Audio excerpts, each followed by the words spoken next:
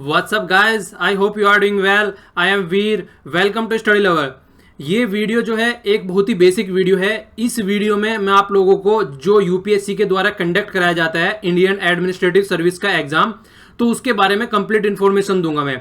सारे स्टेज कौन कौन से स्टेज होते हैं और कितने ऑप्शनल सब्जेक्ट हैं, किस तरीके से आपको ऑप्शनल सब्जेक्ट चूज करना चाहिए, यहाँ पे आप लोगों को सबसे बेस्ट तरीका जो है ऑप्शनल सब्जेक्ट चूज करने का वो बताऊंगा मैं। उससे बेस्ट तरीका ऑप्शनल सब्जेक्ट चूज करने का कोई हो ही नहीं सकता है। ओके, तो ये कंप्लीट प्रोसेस है जो हम लेक्चर में फॉलो करके चलेंगे।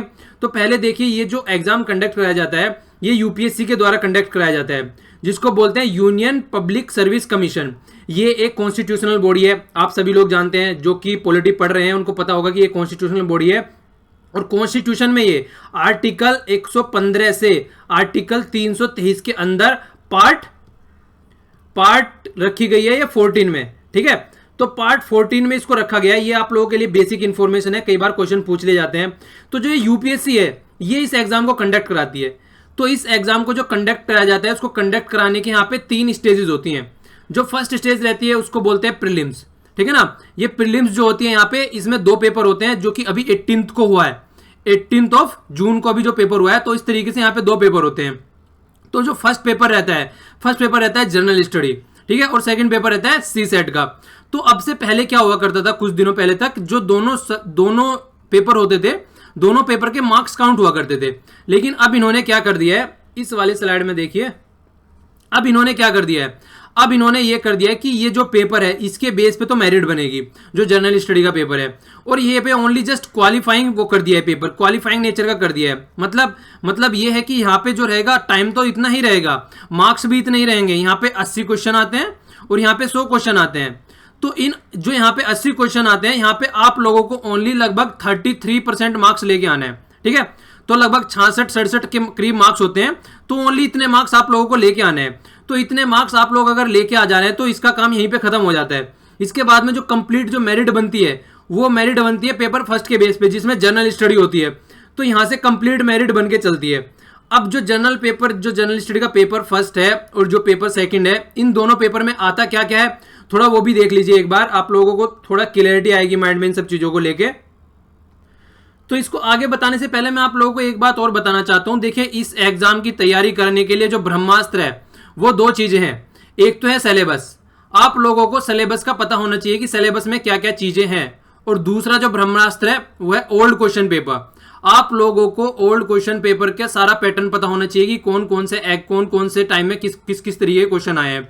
तो अगर आप ये दोनों चीजें देख लेंगे, ये दोनों चीजों के बारे में आपको कंप्लीट इंफॉर्मेशन है, तो फिर वहां से तैयारी स्टार्ट होती है इस एग्जाम की।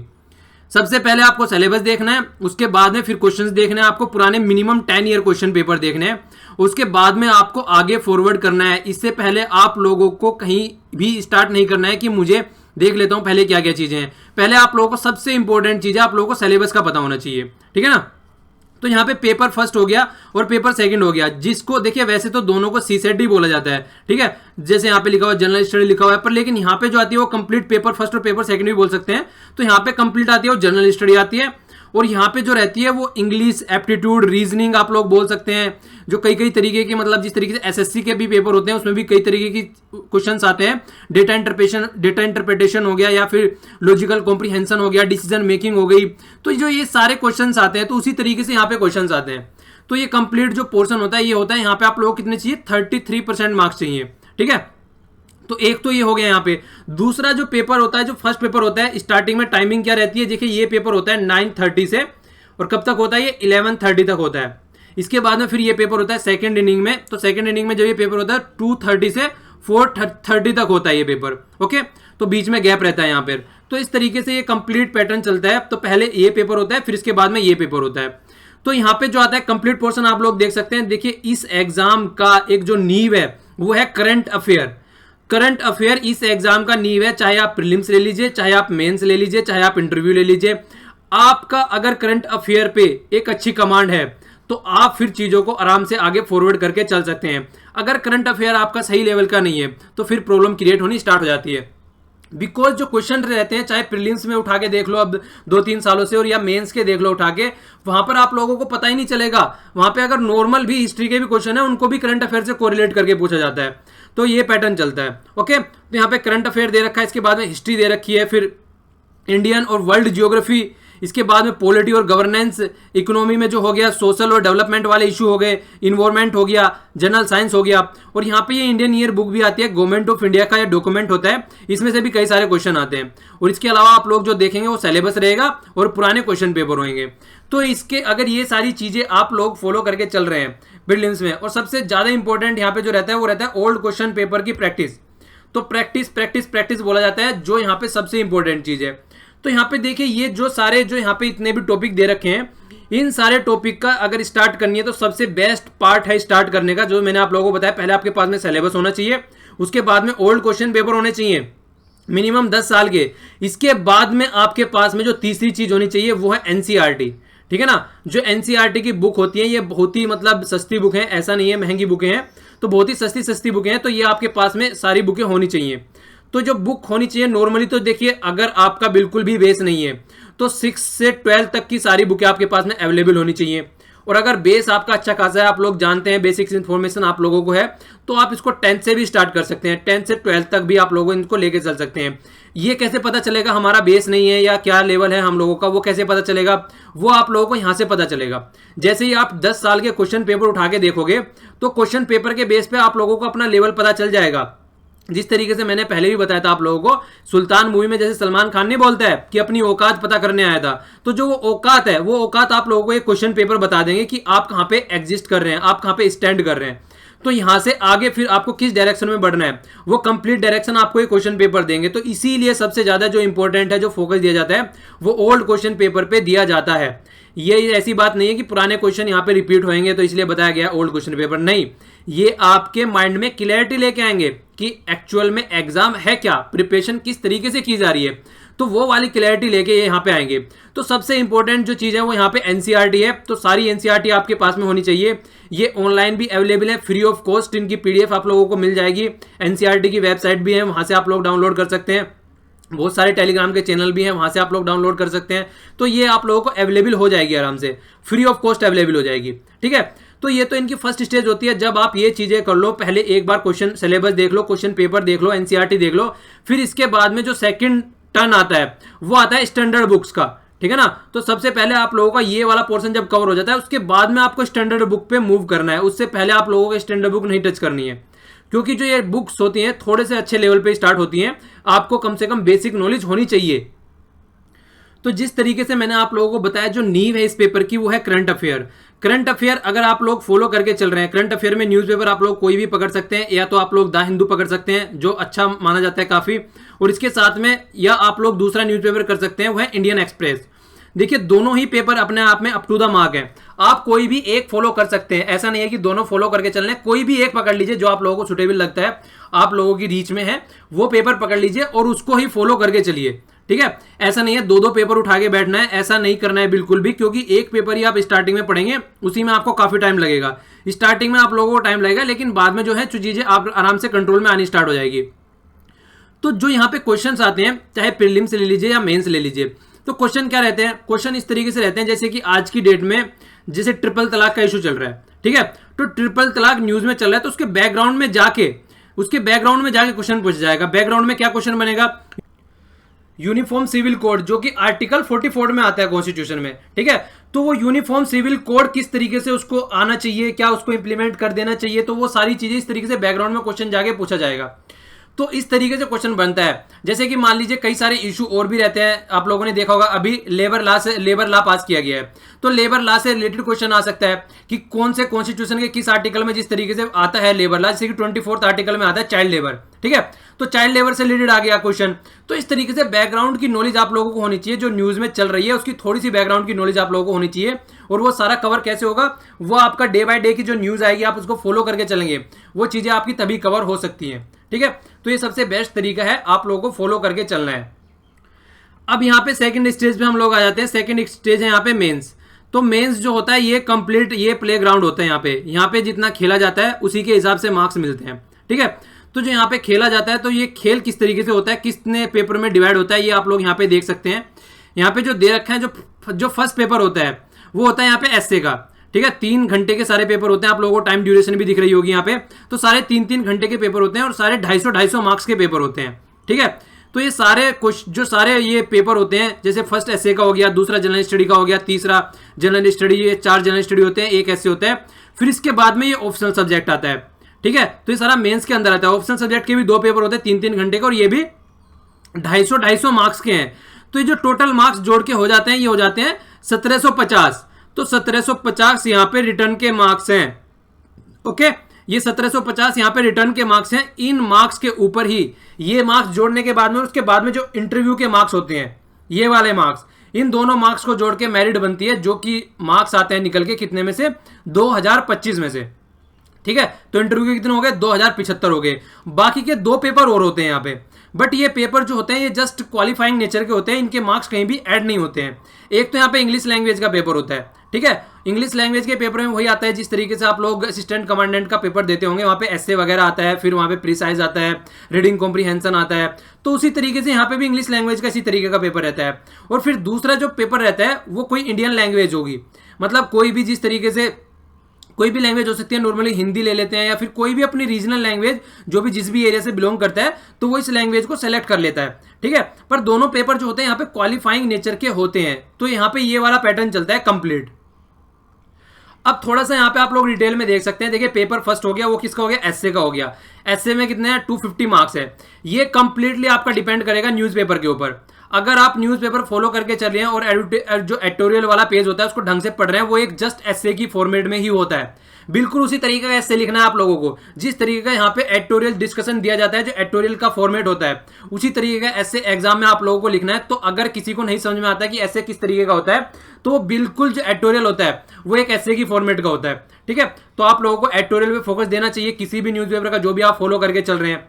इसके अलावा जो सेकंड पेपर होता है, जनरल स्टडी वाला, वैसे यहाँ पे जनरल स्टडी का फर्स्ट पेपर होता है, पर वैसे ये सेकंड पेपर हो जाता है। ठीक है, क्योंकि फर्स्ट पेपर एसए का हो गया, ये सेकंड पेपर आता है। वैसे जनरल स्टडी का फर्स्ट पेपर है, क्योंकि जनरल स्टडी के 4 पेपर यहाँ पे ये वाले होते हैं।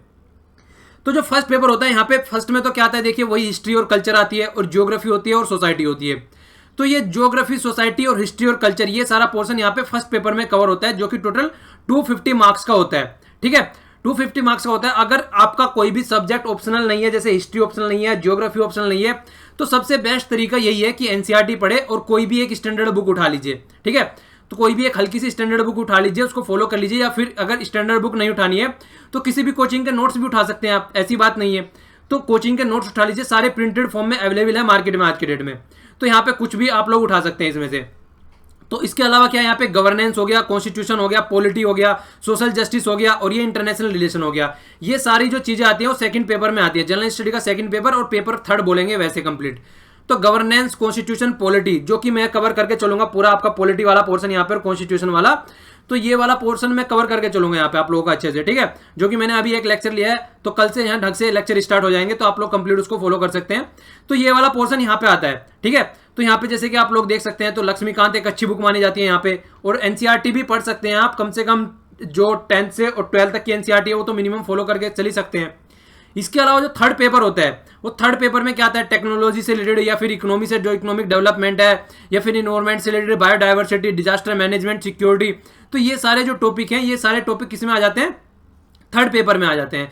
अगर आप ढंग से देखेंगे तो कहीं ना कहीं थोड़ा बहुत ओवरलैप यहाँ पे मिलेगा आप लोगों को। ठीक है, ऐसा नहीं है कंप्लीटली डिवाइड है चीजें, तो थोड़ा बहुत डेवलपमेंट, जैसे टेक्नोलॉजी हो गई, टेक्नोलॉजी है थोड़ा ना कि यहीं पे टेक्नोलॉजी रहेगी। ठीक है, टेक्नोलॉजी तो और भी जगह यूज हो सकती है। तो जैसे आईआर में ही ले लीजिए, तो यहाँ पे भी आप लोग बोल सकते हैं टेक्नोलॉजी यूज कर रहे हैं, किस तरीके से, कहाँ पे हम किसके साथ में क्या क्या रिलेशन है, किस तरीके से हम डिफेंस टेक्नोलॉजी वगैरह हम किस तरीके के साथ में किसके साथ में शेयर कर रहे हैं। ठीक है, तो उसी तरीके से जैसे सोसाइटी वाला इशू आ गया, तो सोसाइटी में इकोनॉमिक का और सोसाइटी वाला आप लोग मिक्स कर सकते हैं इन दोनों को। ठीक है, जिस तरीके से सोसाइटी चलती है उस पर किस तरीके से इंपैक्ट पड़ता है, तो ये भी सोशल जो डेवलपमेंट है तो वो इकोनॉमी के साथ में मिक्स किया जा सकता है। ठीक है, तो इसलिए कुछ भी जो इंटरनेशनल रिलेशन वाला हो गया उसको सिक्योरिटी के साथ में कनेक्ट किया जा सकता है। तो ऐसा कंप्लीट आप लोग डिफाइन नहीं कर सकते हैं कि ये कंप्लीट पेपर ये वाला है और ये वाला है। इसीलिए जो स्टडी आप लोगों को करके चलनी है वो प्रीलिम्स प्लस मेंस दोनों के साथ में करके चलनी है, और कोई भी पेपर डिफरेंस नहीं है, बस आप लोगों को टॉपिक तैयार करने हैं। ओके, इसके अलावा जो 5वां पेपर हो गया यहाँ पे, वैसे जनरल स्टडी का 4th पेपर हो गया, ये हो गया एथिक्स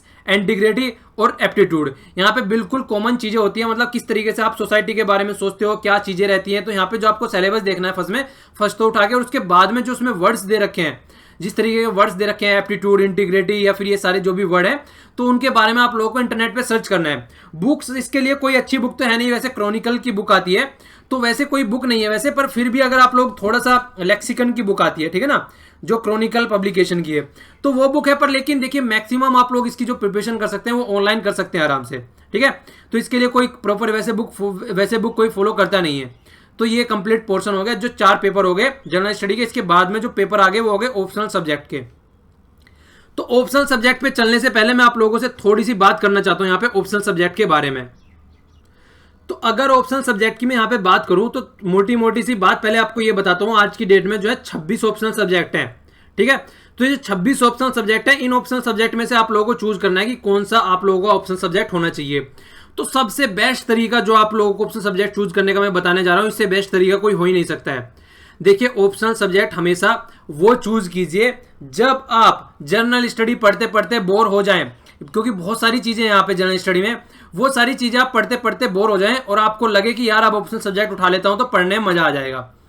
तो जो भी आपका फेवरेट सब्जेक्ट है वो ऑप्शनल सब्जेक्ट होना चाहिए। हिस्ट्री हो सकता है, ज्योग्राफी हो सकता है, मैथमेटिक्स हो सकता है, यहाँ पे लॉ हो सकता है, मैनेजमेंट हो सकता है, मेडिकल्स का हो सकता है, फिलोसफी हो सकता है, फिजिक्स हो सकता है, कोई भी statistics, geology, sociology, public administration, political science, IR. तो यहाँ पे टोटल 26 सब्जेक्ट हैं। तो 26 सब्जेक्ट में से आप लोगों को क्या करना है, पहले आप लोग ये देख रहे हैं कि आप किस में इंटरेस्टेड है, ठीक है ना। इसमें से मतलब कुछ तो आप लोगों ने कभी ना कभी थोड़ा बहुत तो किसी के बारे में पढ़ाई होगा, ये तो गारंटी है। तो उसमें से क्या कीजिए, मान लीजिए आपने पहले उसमें से छांटिए 3 या 4 सब्जेक्ट ऑप्शनल में से। मान लीजिए आपने हिस्ट्री ले लिया, ज्योग्राफी ले लिया, पब्लिक एडमिनिस्ट्रेशन ले लिया और आईआर ले लिया और मैथमेटिक्स ले लिया। तो आपने मान लीजिए 4 सब्जेक्ट में से आपको चूज करना है, ठीक है। तो ये कभी भी मत देखिए कि कौन सा सब्जेक्ट मार्केट में अच्छा कर रहा है और कौन से सब्जेक्ट के ज्यादा नंबर आ रहे हैं, ये बिल्कुल गलत तरीका है। क्योंकि हो सकता है मार्केट में अच्छा कर रहा है, अच्छे मतलब पेपर में अच्छे नंबर आ रहे हैं, सबको अच्छे मिल रहे हैं उससे, पर लेकिन आपका उसमें जरा सा भी इंटरेस्ट नहीं है, तो उसका अच्छे नंबर आने का कोई मतलब नहीं बनता है। तो सबसे सीधा सा फंडा क्या है, आप लोग क्या करना है, पहले मान लीजिए 5 सब्जेक्ट आप लोगों ने चूज किए कि इनमें से ऑप्शन होना चाहिए, पांचों के पांचों सब्जेक्ट के 10 ईयर लेके आओ। ये प्रोसेस में आपको 3 से 4 दिन लगेंगे, पर जो यहां से ऑप्शन सब्जेक्ट निकल के आएगा ना, वो आपका सबसे बेस्ट ऑप्शन सब्जेक्ट होगा। पांचों के क्या लेके आओ, 10 ईयर लेके आओ। 10 ईयर लाने के बाद में पांचों के पांचों का सिलेबस अपने सामने रखो, ठीक है। पहले एक बार को सिलेबस में को नजरें निकालो जल्दी जल्दी से, उसके बाद में फिर उसके 10 ईयर देखो, 10 ईयर के क्वेश्चन उठा के देखो, 10 ईयर के क्वेश्चन पढ़ो, ठीक है। तो डेली 5 दिन रखो कम से कम, हर एक सब्जेक्ट को एक दिन दो। उसके बाद में आप लोग देखो कि किस सब्जेक्ट के क्वेश्चन ऐसे हैं जो कि आप अच्छे लेवल पे अंडरस्टैंड कर पा रहे हैं और कुछ आंसर देने की कंडीशन में है, ये आप लोगों को देखना है। अगर आप यहां पे आंसर देने की कंडीशन में हैं, आप लोगों की समझ में चीजें आ रही हैं, तो वो ऑप्शन सब्जेक्ट को आप लोग को चूज करना चाहिए, क्योंकि उस सब्जेक्ट में ही आपका इंटरेस्ट भी बनेगा। क्योंकि सबसे बड़ी बात इंटरेस्ट की है, अगर इंटरेस्ट जनरेट नहीं हो पा रहा है किसी सब्जेक्ट में और आप लोगों ने ऑप्शन ले लिया, तो बर्बादी का रीजन बन जाएगा। क्यों, रीजन क्या है उसका, रीजन ये है क्योंकि जनरल स्टडी के जो चारों पेपर होते हैं उनमें सबके मार्क्स इतने ही आते हैं, लगभग 80 से 120 के बीच में। जो मेरिट बनाते हैं वो ऑप्शन सब्जेक्ट बनाता है, इसके बाद में जो बनाता है वो एसए बनाता है, और थोड़ा बहुत जो फोकस किया जाता है वो एथिक्स पे भी किया जाता है। तो जो 3 पेपर हैं, जो ऑप्शनल सब्जेक्ट हो गया या फिर आप लोगों का एसए हो गया या एथिक्स हो गया, ये यहाँ पे मेरिट डिसाइड करते हैं, जिससे आपकी पोस्ट डिसाइड होगी। तो ऑप्शनल सब्जेक्ट का बहुत बड़ा रोल रहता है यहाँ पे। ऑप्शनल सब्जेक्ट में 150 तक आराम से मार्क्स आते हैं बच्चों के। तो ऑप्शनल सब्जेक्ट इसीलिए मैं बोल रहा हूँ कि वो ऑप्शनल सब्जेक्ट चूज करना चाहिए, या तो आपका ग्रेजुएशन का सब्जेक्ट हो, उसमें आप ऑलरेडी 3 से 4 साल इन्वेस्ट कर चुके हैं, या फिर चूज करना है तो एक ऐसा सब्जेक्ट चूज करना है जिसको पढ़ने में आपका इंटरेस्ट हो, जैसे हिस्ट्री है, ठीक है। मान लीजिए बहुत से बंदों को क्या हिस्ट्री पढ़ने में बड़ा इंटरेस्ट आता है, कैसे आता है, यहाँ पे जो आती है देखिए फैक्चुअल चीजें नहीं आती है, कि ये बात आप लोगों को याद रखनी है। जैसे मान लीजिए अकबर के बारे में आप लोग पढ़ रहे हैं कि अब अकबर का एडमिनिस्ट्रेशन कैसा था, तो अकबर को साइड में रखिए, वहां से पिक्चर में से हटा के अपने आप को अकबर की जगह बैठा दीजिए।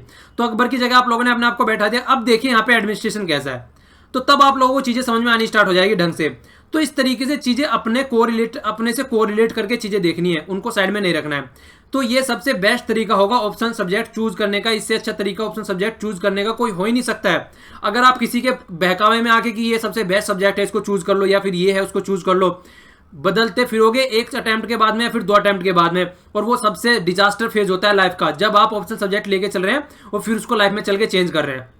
क्योंकि आप बहुत सारा टाइम और मनी आप उसमें इन्वेस्ट कर चुके होते हैं। तो कोशिश कीजिए कि सबसे पहली बात यही है कि अपना ऑप्शनल सब्जेक्ट जो होना चाहिए वो चूज कीजिए, और चूज करने का मैंने आप लोगों को बता दिया, सबसे पहले सिलेबस और ओल्ड क्वेश्चन पेपर देखिए, उसके बाद में आप लोग आगे फॉरवर्ड होइए। ओके, तो इस तरीके से यहाँ पे तीनों स्टेज कंप्लीट हो जाती हैं, जो कि आपको मैंने ओवरव्यू दिया है यहाँ पे। तो इस तरीके से तीनों स्टेज चलती हैं। पहले ये हो जाता है क्वालिफाइंग होता है, इससे यहाँ पे फिर पहुंच जाते हैं। फिर यहाँ पे पहुंचने के बाद में यहाँ पे सिलेक्शन होता है। लगभग यहाँ पे जो सिलेक्शन होता है, जो ऊपर जितने बंदे रहते हैं उसमें से लगभग 15 से 16 हजार यहाँ पे सेलेक्ट किए जाते हैं। ठीक है, फिर यहाँ पे जो घट के आ जाता है वो लगभग यहाँ पे 3000 सेलेक्ट किए जाते हैं, और लगभग 1000 वैकेंसी रहती है। तो इस तरीके से घटती हुई चीजें चलती हैं यहाँ पर। ठीक है, तो जो टोटल मैंने आप लोगों को समझाई दिया, यहाँ पे ये प्रीलिम्स होता है। प्रीलिम्स में दोनों जो पेपर होते हैं 200-200 मार्क्स के होते हैं। सारी चीजें मैंने आप लोगों को बता दी है, 250-250 के होते हैं। कंप्लीट जो यहाँ पे होता है आपका, वो 2025 में से जो फाइनल मार्क्स आते हैं इंटरव्यू के जोड़ने के बाद में, जो कि 275 का है। तो यहां से आपकी पूरी मेरिट तैयार होती है, जिसके बाद में सिलेक्शन होता है। ओके, और यहाँ पे जो सिलेक्शन होता है उसी के बेस पे आप लोगों को सर्विस मिलती है। जो रैंक आती है, आईएएस मिलना है, आईपीएस मिलना है, आईआर में जो, या फिर मतलब फॉरेन सर्विस मिलती है, फॉरेन सर्विस मिलनी है, मतलब जो भी आप लोग उसमें चॉइस भरते हैं, इसी के हिसाब से आप लोगों को फिर कैडर भी मिलता है। तो ये कंप्लीट प्रोसेस था, कंप्लीट इन्फॉर्मेशन थी। इसके अलावा अगर आपके माइंड में कोई और क्वेरी रह गई हो तो नीचे कमेंट बॉक्स में मतलब क्वेरी आप बोलिएगा। उसके बाद में फ्यूचर में जब भी टाइम मिलेगा फिर से मैं एक वीडियो बना दूंगा आपके सारे डाउट एक जगह इकट्ठे करके। ठीक है, तो अगर वीडियो पसंद आई है तो लाइक कीजिए, और नहीं पसंद आई है तो डिसलाइक कीजिए। और देखिए इन्फॉर्मेशन जितने आप लोगों को यहाँ पे मिली है, अगर आपसे कोई पूछता है, नीचे भी अगर कोई कमेंट बॉक्स में क्वेश्चन पूछ रहा है तो प्लीज कोशिश कीजिए कि उसका आंसर दे दीजिए आप लोग, अगर आपको उसके बारे में इन्फॉर्मेशन है। नहीं तो मैं उनको नोट डाउन करता रहूंगा, और फिर आगे चल के फिर से एक वीडियो बना दूंगा, जिससे कि आपके माइंड में क्लैरिटी बनी रहे। ठीक है, तो एक कंप्लीट प्रोसेस हमारा चलता रहेगा। तो कल आपको मॉर्निंग में पॉलिटिकल लेक्चर आएगा, तो फिर हम ढंग से पॉलिटी लेके चलते हैं। तो इस तरीके से देखिए लेक्चर को, इसको जितना चाहे आप लोग शेयर कर सकते हैं, जिससे कि जिसको नहीं पता है बिल्कुल भी कि क्या किस तरीके से क्या चीजें हैं इसमें आईएएस के उसमें एग्जाम में, उसको थोड़ी थोड़ी बातें कम से कम पता चल जाए। ठीक है, तो ये कंप्लीट मेरा पर्पज था यहाँ पे ये वीडियो बनाने का। तो आज के लिए इतना ही। Thanks a lot for listening. जय हिंद।